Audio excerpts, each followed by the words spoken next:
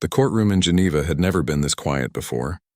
Patricia Holdren sat in her office overlooking the empty halls of justice and wondered how everything had fallen apart so quickly. The building was designed to hold 300 people at any given time, with cases running from dawn until dusk. Now it stood silent like a tomb. 3 alien judges refused to enter the building without armed protection. Not just any protection either. They wanted military-grade security with full body armor and energy shields. The request sat on her desk like a bomb waiting to explode. Patricia rubbed her temples and looked at the files scattered across her workspace. 17 cases, 17 different humans who had attacked alien judges during court proceedings. She picked up the first file and read through it again, even though she had memorized every word by now. Robert Walsh. Age 42. Elementary school teacher for 19 years. Never even had a parking ticket. He was in court for a simple contract dispute with a Chitauri merchant over imported educational software. The case was going poorly for him and everyone knew it. Then came the moment when Magistrate Vorna delivered the ruling. Robert had looked directly at the insectoid judge as required by court protocol. 5 seconds later, he vaulted over the defendant's table and tried to strangle Vorna with his bare hands. It took 6 bailiffs to pull him off. Robert broke 3 ribs and dislocated a shoulder in the struggle. When they finally restrained him and asked why he did it, Robert had no answer. He just kept saying he felt like he was going to die if he didn't fight back. Patricia moved to the next file. Angela Reeves. Retired engineer. She attacked High Arbiter Tellus during a property rights case. Same pattern, same inexplicable rage, same confused explanation afterwards. The pattern repeated itself through all 17 files. Normal people with clean records suddenly becoming violent during trials with alien judges. Not just violent either. These attacks were savage and desperate, like cornered animals fighting for their lives. A knock on the door interrupted her thoughts. Patricia looked up to see her assistant poking his head into the office. "They're here for the meeting," he said quietly. Patricia nodded and stood up. She smoothed down her robes and walked toward the conference room. Inside, she found Magistrate Vorna, High Arbiter Tellus, and Judge Orvin waiting for her. All 3 wore their formal judicial attire, but something was different about them now. They looked nervous. Aliens who presided over cases involving interstellar wars and planet-wide disputes now seemed afraid to sit in a human courtroom. "Thank you for coming," Patricia said as she took her seat. "I know this situation is difficult for everyone." Magistrate Vorna clicked her mandibles together, and what Patricia had learned was a sign of distress. "Difficult is not the word I would choose. My government has ordered me to return home if adequate security cannot be provided. The risk is too great." "We've increased security," Patricia said. "Every courtroom now has 12 armed bailiffs instead of 4. We've installed panic buttons at the bench. We're doing everything we can." Judge Orvin leaned forward in his seat. His amphibious features were hard to read, but his voice carried clear concern. "Chief Justice Holdren, your bailiffs are human. In every attack, human security personnel were overpowered by a single individual. How does adding more humans solve this problem?"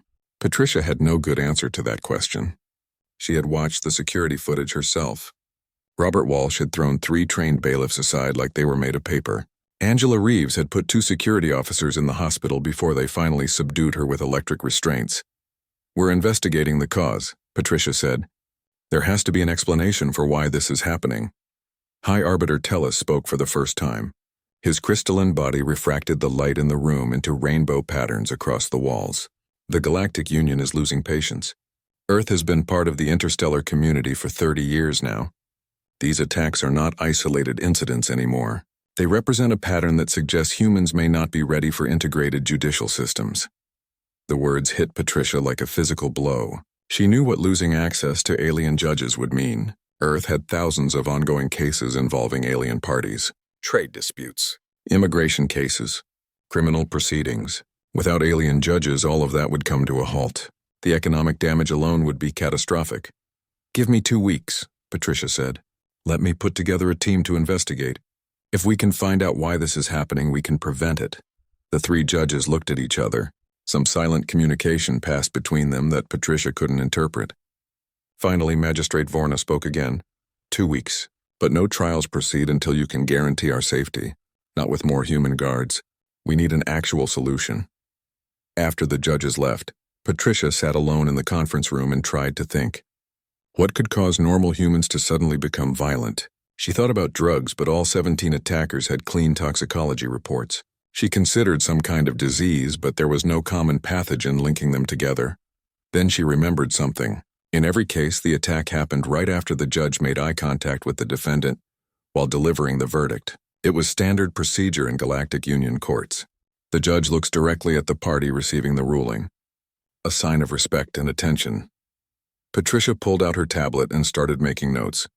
She needed experts, a neuroscientist to examine brain activity, a military analyst to review the security footage, and someone who understood alien biology and culture. She started making calls. By the end of the day, she had assembled her team. They would start work tomorrow morning. Somewhere in the 17 cases was an answer. It had to be there. Because if they couldn't figure this out, Earth's relationship with the Galactic Union would be over. And Patricia knew that humanity couldn't afford to be isolated again. Not after finally finding their place among the stars. Dr. Neil Granger arrived at the courthouse carrying 2 heavy bags of equipment. He set them down in the conference room and looked around at the other members of the investigation team. Patricia had assembled an interesting group. Captain Iris Fenton sat near the window reviewing files on her tablet. The military intelligence officer had fought in the contact wars back when humans first encountered alien species. She knew more about human-alien conflicts than anyone else on Earth. Across from her sat Rin, a Chitauri cultural liaison who had volunteered to help with the investigation. His insectoid features were unsettling to look at, but Neil forced himself to maintain eye contact. That was part of being professional in an interstellar society. "Thank you all for coming on such short notice," Patricia said, as she closed the door. "We have 2 weeks to figure out why humans are attacking alien judges.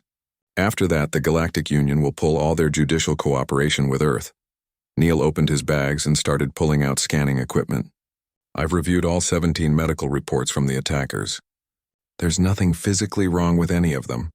No brain tumors, no chemical imbalances, no drugs in their systems. Whatever is causing this, it's not something we can see with standard medical tests." Captain Fenton looked up from her tablet. "I've watched every second of security footage from all 17 attacks. There's a pattern, but it doesn't make sense. Every attacker went berserk at the exact moment the alien judge looked directly at them while reading the verdict." Rin clicked his mandibles together thoughtfully. "In Galactic Union courts, direct eye contact during judgment is mandatory. It shows respect for the proceedings and ensures the defendant is paying attention to the ruling." "Could it be some kind of hypnosis?" Patricia asked. "Maybe the aliens are accidentally triggering something in human brains when they make eye contact." Neil shook his head. "I thought of that. But the alien species involved are completely different from each other. Magistrate Vorna is Chitauri with compound eyes. High Arbiter Tellus is Luminar with crystalline light receptors. Judge Orvin is Drell with standard binocular vision. There's no common biological factor that could create the same hypnotic effect." Captain Fenton stood up and walked to the display screen on the wall. She pulled up footage from Robert Walsh's attack. "Watch this carefully. Right here." The moment Judge Vorna announces the verdict against him. They all watched the screen. Robert sat calmly in his chair as the translation of the verdict played through the courtroom speakers. He looked tired but accepting of his loss.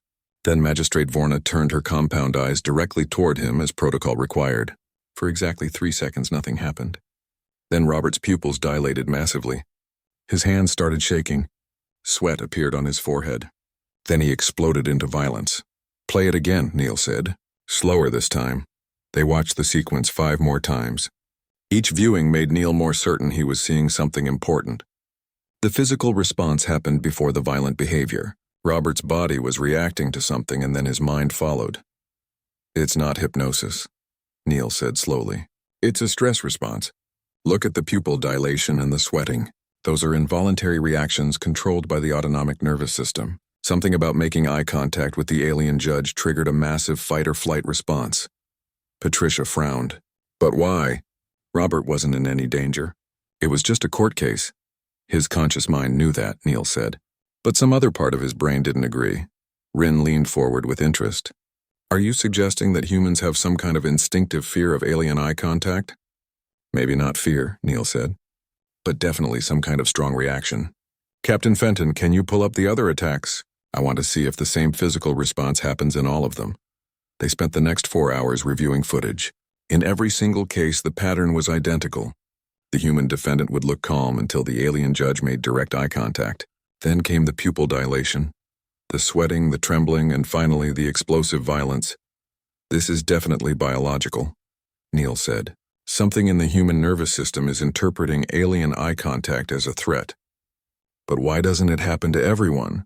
Thousands of humans have appeared before alien judges without any problems.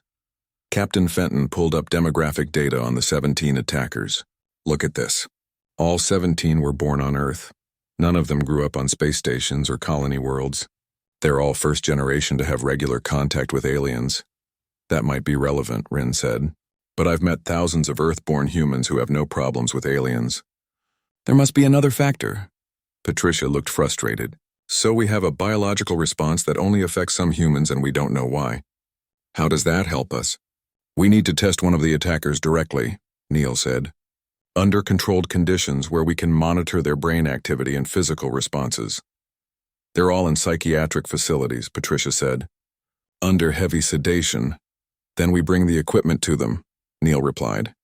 Captain Fenton, can you arrange transport to the nearest facility? 2 hours later, they stood in a secure room at a psychiatric hospital outside Geneva. Howard Mills sat in a chair with restraints on his wrists and ankles. He was a cafe owner who had attacked Judge Orvin 6 weeks ago during a licensing dispute. The sedatives made his movement slow and his speech slurred, but he was conscious enough to participate. Neil attached monitoring equipment to Howard's head and chest.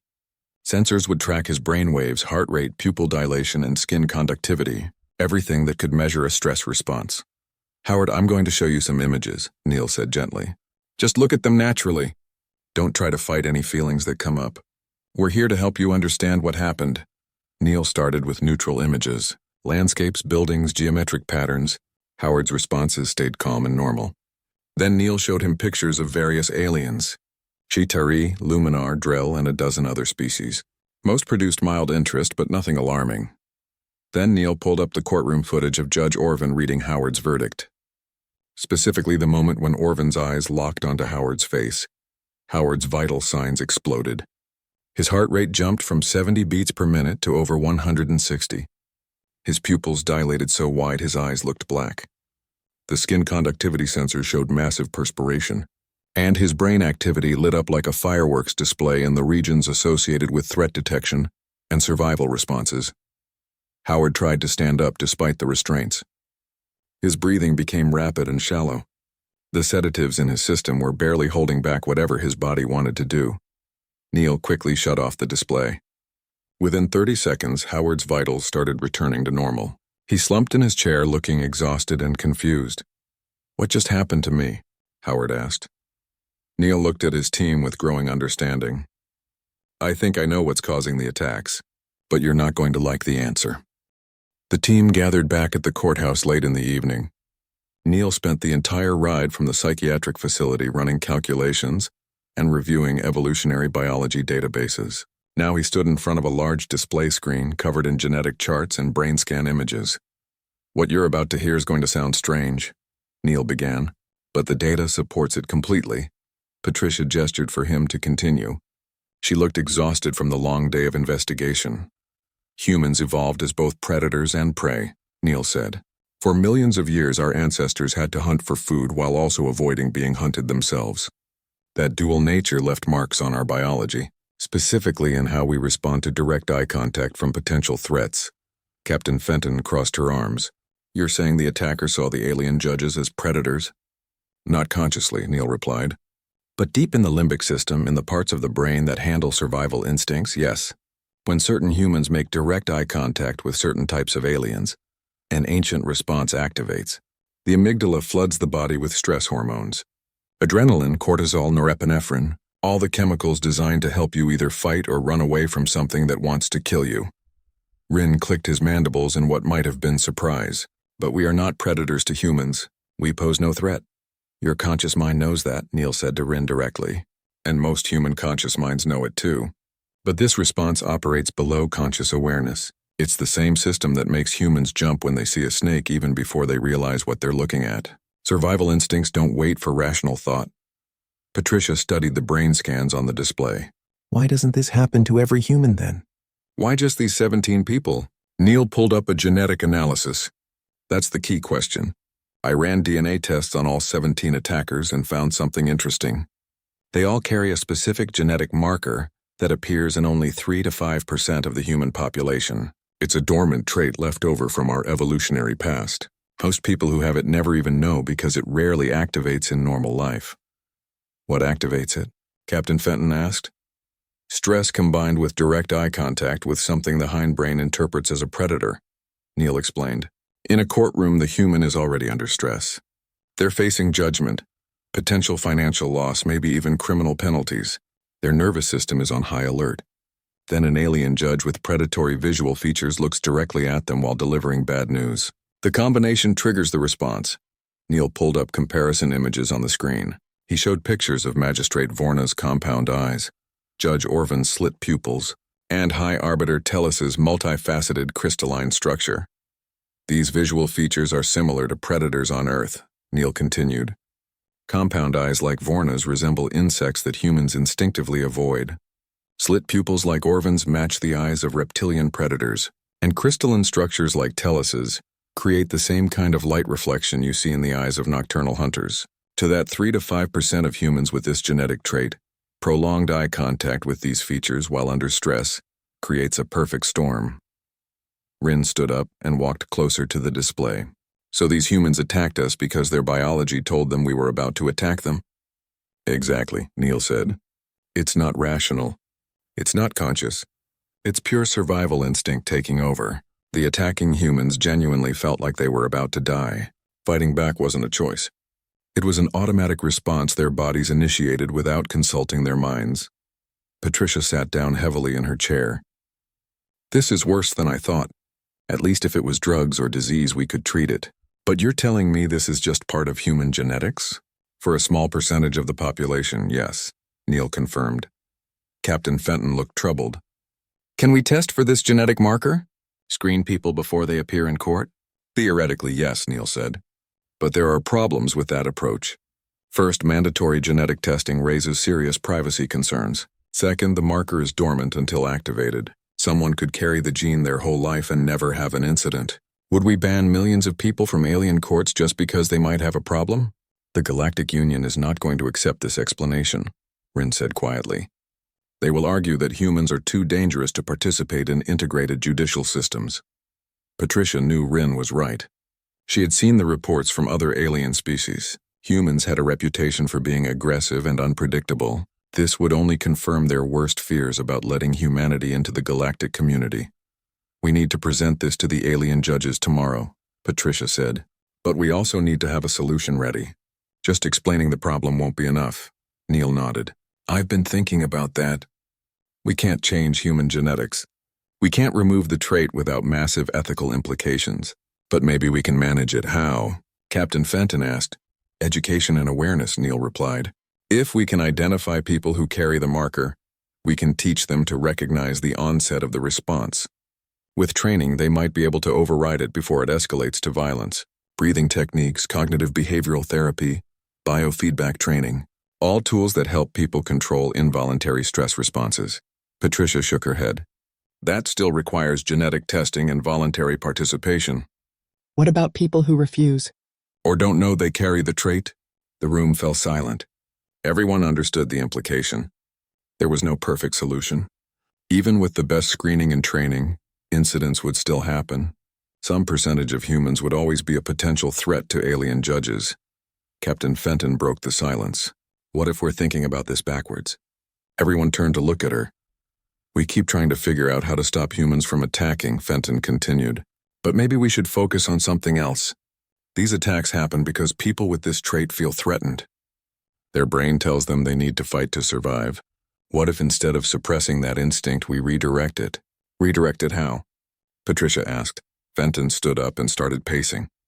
In my military training, we learned that the best way to handle aggressive tendencies isn't to eliminate them. It's to give them appropriate outlets. Controlled environments where that aggression serves a purpose. Neil looked intrigued. You want to weaponize the response somehow? Not weaponize, Fenton said. Channel it. These people have a heightened threat detection system. That's actually valuable if directed properly. What if the humans most likely to feel threatened by aliens were the ones responsible for protecting aliens? Rin tilted his head in confusion. You want the attackers to become guards? Not the attackers specifically, Fenton clarified, but people who carry the trait. If we train them to recognize their response and control it, they would be uniquely qualified to spot when other humans are about to lose control.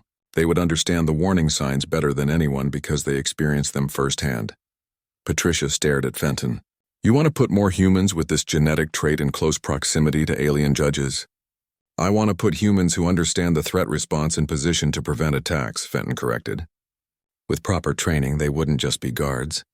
They would be specialists in managing human-alien stress interactions. Neil pulled up his genetic data again. The math could work. If 3 to 5% of humans carry the marker, that's potentially millions of people worldwide. More than enough to staff security positions at every interstellar court. The alien judges will think we're insane, Patricia said. Probably, Fenton agreed. But do we have a better option? The emergency session of the Galactic Union Judicial Council convened in a secure facility outside Geneva. Representatives from 47 different species filled the chamber, all wanting to hear Earth's explanation for the attacks on alien judges. Patricia stood at the center podium with her team beside her and tried not to feel overwhelmed by the weight of so many alien eyes watching her. Ambassador Christine Okafor sat in the Earth delegation section looking calm, despite the hostile atmosphere in the room. She had spent 3 hours before the session preparing Patricia for what was coming. The other species were angry and frightened. Some were calling for Earth's complete removal from the Union. Delegate Soros of Andival opened the proceedings. His species resembled tall crystalline beings with multiple limbs. Chief Justice Holdren, the Council has granted you this opportunity to explain the unprecedented attacks on our judicial officers. We hope your explanation is satisfactory because the alternative is expulsion of humanity from all Union institutions. Patricia activated her presentation display. Thank you, Delegate Soros. I will be direct. The attacks were caused by a dormant genetic trait present in 3 to 5% of the human population. This trait is a holdover from our evolutionary development as both predators and prey on Earth. Murmurs spread through the chamber. Several delegates exchanged concerned glances. Patricia continued. When humans carrying this trait are placed under stress and make direct eye contact with certain types of alien visual features, their limbic system triggers an extreme survival response. They genuinely feel that their life is in danger. The violence that follows is not a conscious choice but an involuntary reaction. Dr. Neil Granger stepped forward and added technical details. We have documented brain scans, genetic analysis, and physiological data supporting this conclusion. The response operates below conscious awareness and cannot be controlled through willpower alone in the moment of activation. Magistrate Vorna spoke from her position in the judicial section. Are you telling this council that humans are biologically programmed to attack us? Not all humans, Patricia clarified. Only a small percentage under very specific circumstances. The vast majority of humanity can interact with alien species without any problems. Delegate Soros's crystalline form seemed to darken, but you cannot identify who carries this trait until they attack someone. Is that correct? We can test for the genetic marker, Neil said. But the marker itself doesn't guarantee a violent response will occur. Environmental factors and stress levels play crucial roles. A delegate from the Voral species stood up. His methane-breathing apparatus made his voice sound hollow and mechanical. Then how can we trust any human in our courts? How can we know that the person sitting across from us is not about to try to kill us? Patricia had expected this question. We understand your concerns. That's why we're proposing a comprehensive solution that addresses both safety and the underlying biology. Ambassador Okafor stood and joined Patricia at the podium. The solution requires the Council's approval, but we believe it demonstrates humanity's commitment to peaceful coexistence with all Union species. Patricia explained Captain Fenton's proposal. Human judicial guardians selected from the population that carried the genetic trait, but trained to recognize and control their response. Specialists who could identify warning signs in other humans and intervene before violence occurred. The reaction was immediate and loud. Dozens of delegates tried to speak at once, Delegate Soros had to call for order 3 times before the chamber quieted down. "This is madness," declared a Quellara representative. "You want to put more humans with this dangerous trait near our judges? That is the opposite of safety." Ambassador Okafor remained calm. "We understand the concern. But consider this. Who better to prevent these attacks than people who intimately understand the biological response? These guards would receive extensive training in stress management, threat recognition, and intervention techniques. They would be uniquely qualified for this role. You're asking us to trust the very humans most likely to attack us," Magistrate Vorna said. "That requires a level of faith in your species that recent events have not earned." Captain Fenton stepped forward. "Then let me demonstrate. I volunteer for the pilot program." Silence fell over the chamber. Every alien in the room turned to look at the military officer. "I tested positive for the genetic marker," Fenton continued, "which means under the right circumstances I could experience the same response that caused the attacks. But I'm offering to undergo the training protocol we've developed and prove that humans can master this instinct." Delegate Soros leaned forward. "You would submit yourself to testing? With actual alien judges present?" "Yes," Fenton said without hesitation. "Give me 6 weeks of training. Then put me in a simulated courtroom with Judge Orvin or any other alien judge. Create the exact conditions that triggered previous attacks. If I lose control, Earth accepts whatever judgment this council decides. If I maintain control, you give our proposal serious consideration." The chamber erupted in discussion again. Patricia watched as delegates argued among themselves. Some seemed intrigued by the demonstration offer. Others remained skeptical. Finally, Judge Orvin himself stood up. "I will volunteer to participate in Captain Fenton's test. If she is willing to face her own biology for the sake of peace, the least I can do is meet her halfway." Magistrate Vorna and High Arbiter Tellus both nodded in agreement. Delegate Soros called for a vote. The results were close but passed by a narrow margin. Earth would have 6 weeks to train Captain Fenton. Then she would face a simulated trial with all the stress factors that had caused previous attacks. If she maintained control, the Galactic Union would approve a 1-year trial period for the Human Judicial Guardian program. If she lost control, Earth would be removed from all Union judicial systems indefinitely. After the session ended, Patricia found Ambassador Okafor in a side hallway. "That was closer than I hoped," Patricia admitted. "Many of them wanted to reject us outright," Christine replied. "But Captain Fenton's offer gave them a concrete way to measure our sincerity. Now we just have to make sure she succeeds." Patricia thought about the brain scans they had taken from Howard Mills. The massive stress response that had overwhelmed his conscious mind within seconds. What if she can't control it? What if the biology is just too strong? "Then humanity will have to find another path," Christine said. "But I've read Captain Fenton's military record. She has more discipline and mental control than anyone I've ever met. If any human can master this response, it's her." 6 weeks suddenly felt like a very short time. Patricia headed back to the courthouse to begin organizing the training program. They would need neuroscience experts, meditation instructors, cognitive behavioral therapists, and every other specialist they could find. Captain Fenton's success would determine the future of Earth's relationship with 47 alien species. No pressure at all. Meanwhile, in another part of the city, Captain Iris Fenton sat alone in her apartment and thought about what she had just volunteered to do. She pulled up her own genetic test results and stared at the marker that labeled her as potentially dangerous. She had spent her entire military career learning to control her responses under pressure. Combat situations, hostage negotiations, diplomatic incidents with armed aliens. She had stayed calm through all of it. But those situations had been external threats. This was different. This was her own brain telling her she was about to die. Could she really override millions of years of evolution through willpower and training? In 6 weeks she would find out. And if she failed, Earth would pay the price for her failure. Fenton closed the genetic report and stood up. Time to start preparing. She had faced worse odds before. At least she thought she had. The real question was whether her brain would agree when the test came. The training facility was located in a converted military complex outside Munich. Captain Iris Fenton walked through the entrance at dawn on the first day and found an entire team of specialists waiting for her.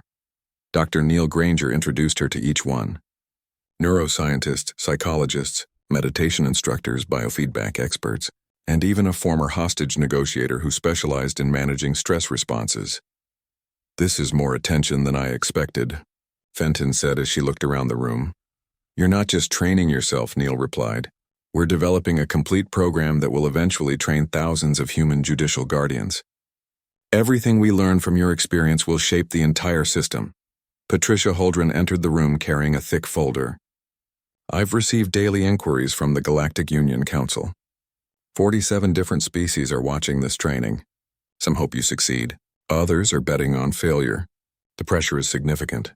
No different than combat," Fenton said. "You ignore the noise and focus on the mission." The first week focused on understanding the biological response itself. Fenton wore monitoring equipment 24 hours a day, while specialists mapped her baseline stress levels, heart rate variability, and neurological patterns. They exposed her to images of various aliens and measured her reactions. Most produced normal curiosity, but certain visual features triggered small spikes in her stress hormones.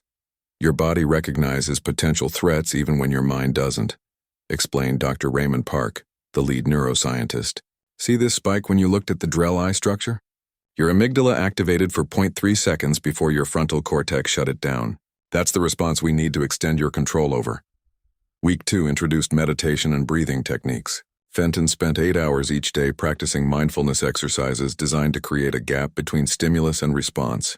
The goal was to recognize the onset of the stress reaction and intervene before it cascaded into full fight or flight mode. Most people don't realize they're experiencing a threat response until it's already taken over, said the meditation instructor. "We're training you to catch it in the first milliseconds, to see the wave coming and choose not to ride it." Fenton found this harder than any military training she had endured. In combat, you could focus outward on the enemy. Here she had to focus inward on her own nervous system. Learning to observe her body's reactions without being controlled by them required a different kind of discipline. Week 3 brought biofeedback training. Fenton sat in front of monitors showing her real-time brain activity, heart rate, and skin conductivity. The specialist showed her images and videos of aliens while she tried to maintain calm physiological responses. "You're getting better," Neil said after a particularly long session. "Your heart rate still spikes when you see certain eye patterns, but you're bringing it back down within 5 seconds now instead of 15. 5 seconds is still too long," Fenton said. "If this happens in a real courtroom, I don't have 5 seconds to calm down. The attack response could trigger in 3. Which is why Week 4 will be the most challenging," Patricia said as she joined them in the training room. Week 4 introduced simulated stress conditions. The team created mock courtroom scenarios where Fenton played the role of a defendant in a losing case. Actors pretended to be alien judges. The scenarios became progressively more stressful. Financial ruin, criminal penalties, public humiliation, all while maintaining eye contact with realistic alien masks that mimicked the visual features known to trigger responses. Fenton failed the first 7 scenarios. Each time the combination of stress and eye contact with predator-like features pushed her past her control threshold. She never became violent, but her body prepared for violence. Muscle tension, adrenaline surge, tunnel vision, all the precursors to attack. "This isn't working," Fenton said after the 7th failure. "The training helps, but the biological response is too strong." Dr. Park reviewed her neural scans. "Actually, you're making remarkable progress. Look at this data. In your first scenario, your amygdala took complete control within 2 seconds. By the 7th attempt, you maintained partial frontal cortex activity for almost 6 seconds. That's significant improvement." "But I still lost control," Fenton insisted. "You lost complete control," Neil corrected. "But you maintained awareness longer. That awareness is the key. We need to extend it just a few seconds more." The breakthrough came in Week 5 during an unexpected conversation with Rin, the Chitauri liaison. Fenton had been reviewing her training footage in the facility cafeteria when Rin sat down across from her. "You are fighting against yourself," Rin observed. "That's kind of the whole point," Fenton replied tiredly. "No," Rin said. "You are treating your biological response as an enemy to be defeated. But what if you treated it as information to be understood?" Fenton looked up from her tablet. "I'm not sure I follow." Rin clicked his mandibles thoughtfully. "In Chitauri culture, we do not fight our instincts. We listen to them. Your body is telling you something important. Instead of trying to silence that message, Perhaps you should acknowledge it and then choose a different response. The message is that you're a threat, Fenton said, which you're not. But to your ancient ancestors, beings like me would have been threats, Rin said. Your body carries that truth. Fighting the message means fighting your own history. What if instead you honored the message and redirected the response? The idea resonated with something Fenton had learned in military psychology training: acceptance and commitment therapy. The concept that you don't eliminate uncomfortable thoughts and feelings but rather accept them while choosing actions aligned with your values. So I acknowledge that my body feels threatened, Fenton said slowly, but I choose to protect the judge rather than attack them. Exactly, Rin said. Your biology wants to protect you from a predator, but you are human. You can choose what you protect and how you protect it. Fenton tried Rin's approach in the next simulation. When her body triggered the threat response, she didn't fight it. She acknowledged it. Yes, I feel threatened. But the real threat here is to Judge Orvin if I lose control. My job is to protect him from my own biology. The reframe worked. Fenton made it through the entire simulation without losing control. Her stress levels spiked, but she maintained awareness throughout. More importantly, she felt different. Instead of being at war with her own nervous system, she was working with it toward a shared goal of protection. By the end of week 6, Fenton could maintain control through increasingly intense scenarios. The final training test involved actual Judge Orvin instead of an actor. Fenton stood in a real courtroom while Orvin delivered a devastating fictional verdict against her: financial ruin, criminal penalties, and public disgrace. Then Orvin turned his amphibious eyes directly toward her and maintained eye contact for 10 full seconds. Fenton's monitoring equipment showed her stress response activating. Heart rate climbing, adrenaline flowing, pupils dilating, but her brain scans also showed sustained frontal cortex activity. She was aware of the response without being controlled by it. After 10 seconds, Orvin broke eye contact. How do you feel, Captain Fenton? Fenton took a deep breath. Like my body wants to fight, but I choose to stand down. Neil checked her biological data. Incredible. You maintained conscious control through the entire peak of the response. Your body prepared for violence, but you prevented the cascade into actual aggressive behavior. Patricia stepped into the courtroom. The official test is in 3 days. The Galactic Union Council will send observers. Are you ready? Fenton thought about the past 6 weeks. The failures and breakthroughs. The exhausting work of learning to master her own biology. As ready as I'll ever be. Then let's show them what humans can do, Patricia said. The next 3 days passed in careful preparation. The team reviewed every possible scenario and practiced responses. Fenton maintained her meditation schedule and monitored her stress levels carefully. She knew that 47 alien species would be judging not just her performance, but humanity's place in the galactic community. No pressure at all. The observation gallery above the courtroom held representatives from every member species of the Galactic Union. Delegate Soros sat in the front row with Magistrate Vorna and High Arbiter Tellus beside him. The tension in the room was thick enough to cut with a blade. This single test would determine whether Earth remained part of the interstellar judicial system or faced isolation. Captain Iris. Fenton stood in the defendant's area wearing monitoring equipment visible to all observers. Every biological marker would be displayed on screens throughout the gallery. Heart rate, brain activity, muscle tension, hormone levels. There would be no hiding her body's responses. Judge Orvin entered and took his position at the bench. He looked at Fenton with those amphibious eyes that her hindbrain still registered as predatory. 6 weeks of training helped but didn't eliminate the instinctive recognition. Patricia Holdren explained the test parameters to the observers. This will be a fully realistic trial simulation. Captain Fenton will act as a defendant in a contract dispute case that she is losing badly. Judge Orvin will deliver an unfavorable verdict with significant penalties. During the verdict, he will maintain direct eye contact with Captain Fenton for up to 15 seconds. All conditions that previously triggered violent responses in other humans carrying this genetic trait. Ambassador Christine Okafor sat in the Earth delegation section trying to look confident. She knew how much rode on the next few minutes. If Fenton lost control, decades of diplomatic progress would evaporate. Earth would become the species too dangerous to integrate. The simulation began. Fenton listened as the fictional case against her was presented. Contract violations, financial fraud, willful misconduct. The charges were designed to be inflammatory and stress-inducing. She could feel her heart rate climbing as the prosecution laid out evidence of her fictional crimes. In the observation gallery, aliens watched Fenton's biological data on the monitors. Her stress markers were rising steadily, but remained within normal ranges for a human under pressure. Judge Orvin reviewed the evidence and prepared to deliver his verdict. He looked directly at Fenton and began speaking. After reviewing all testimony and evidence, this court finds the defendant guilty on all charges. Fenton's heart rate jumped from 90 beats per minute to 120. Her pupils dilated slightly. Observers in the gallery leaned forward. Judge Orvin continued while maintaining eye contact. The defendant is ordered to pay restitution of 2 million credits. Additionally, the defendant will serve 18 months in a correctional facility. Furthermore, the defendant's business licenses are permanently revoked. Fenton's biological markers spiked sharply. Heart rate hit 160. Brain scans showed her amygdala activating strongly.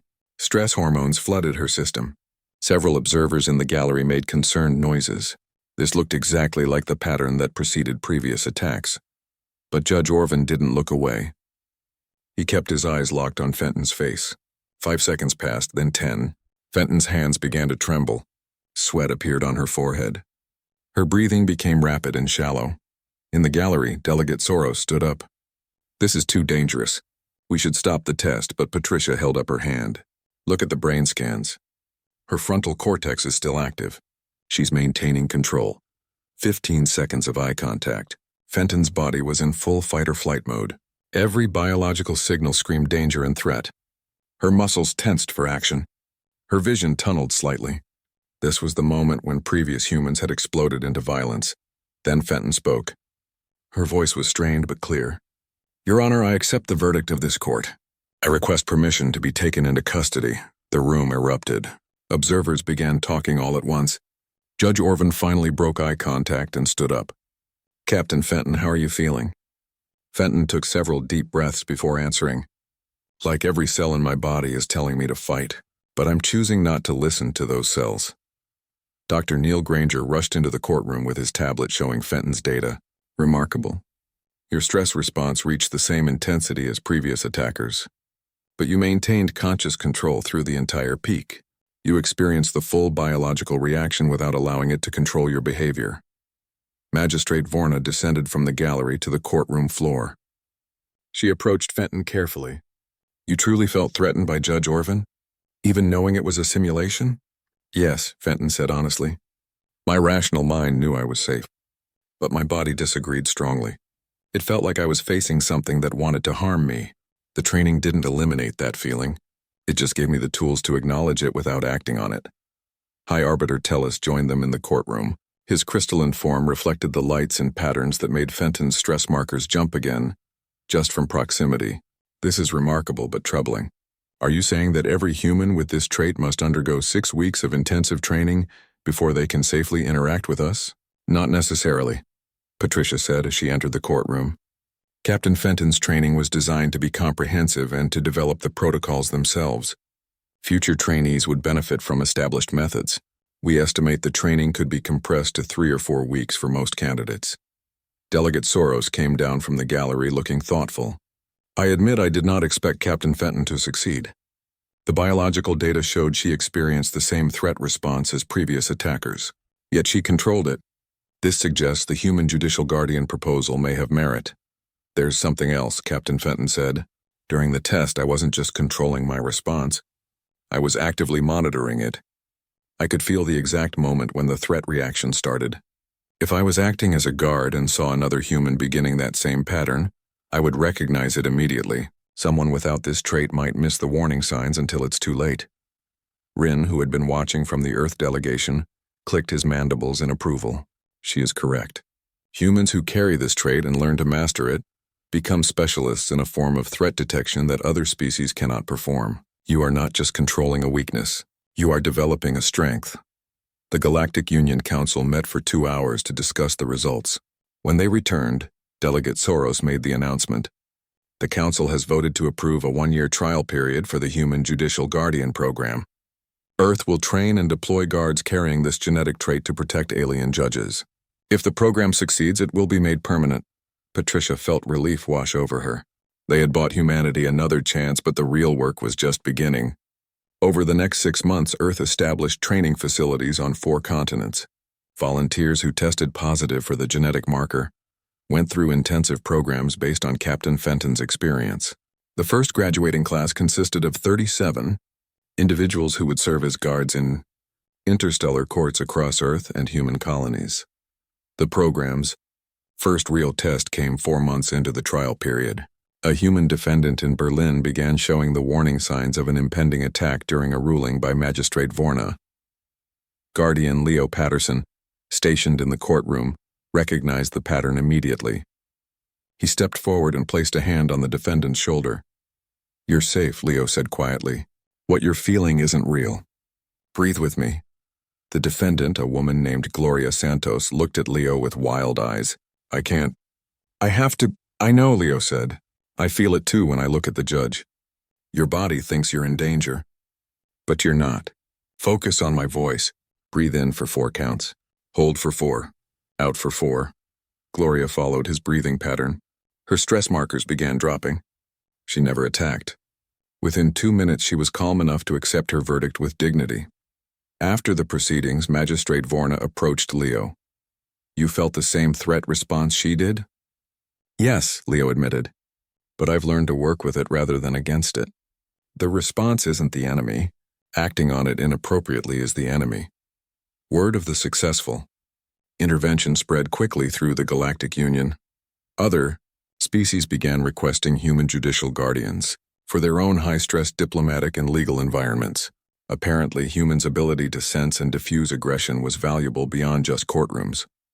By the end of the trial year, the program had expanded to include over 200 trained guardians. Not a single judicial assault had occurred in any court where they were stationed. The guardians had successfully intervened in 41 potential incidents using a combination of recognition, de-escalation, and shared understanding of the biological response. Ambassador Christine Okafor gave a final presentation to the Galactic Union Council, summarizing the results. "We were asked to solve a problem. Humans were attacking your judges because of a genetic trait we couldn't eliminate. Instead of hiding from that trait or trying to suppress it, we embraced it. We turned our greatest weakness into a service we could offer the entire galactic community." Delegate Soros stood to respond. When this crisis began, many in the council believed humanity was too dangerous to remain in the Union. Your species is still young, still carrying the aggressive instincts of your predatory past. But you have shown us something valuable. You are not just aware of your nature. You are willing to master it in service of others. The council voted unanimously to make the Human Judicial Guardian program permanent. More significantly, several species requested human guards for other sensitive environments, trade negotiations, first contact scenarios, peace conferences, anywhere that stress and potential violence might arise. 3 years after the crisis began, Captain Iris Fenton stood in front of a graduating class of 200 new guardians. She wore the distinctive armor that had become the symbol of the program. Human and alien symbols worked together on the chest plate, representing protection that crossed species boundaries. "You carry a trait that once made us dangerous," Fenton told the graduates. "But today you're making a choice to use that trait to protect others. You'll feel things that other humans don't feel. You'll sense threats that others miss. That's not a curse. That's your gift to the galactic community. Use it wisely." As the ceremony ended, Patricia Holdren watched the new guardians file out to their assignments. She thought about how close Earth had come to isolation, how a genetic trait that seemed like pure liability had become humanity's unique contribution to interstellar society. Judge Orvin stood beside her in the viewing area.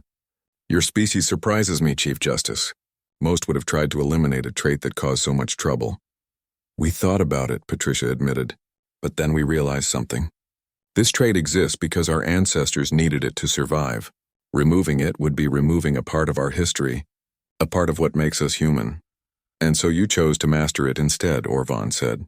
"That's what humans do," Patricia replied. "We look at our worst qualities and ask how we can turn them into our best qualities. We're not perfect. We're still carrying instincts from when we lived in caves and feared the dark. But we're working with those instincts rather than pretending they don't exist."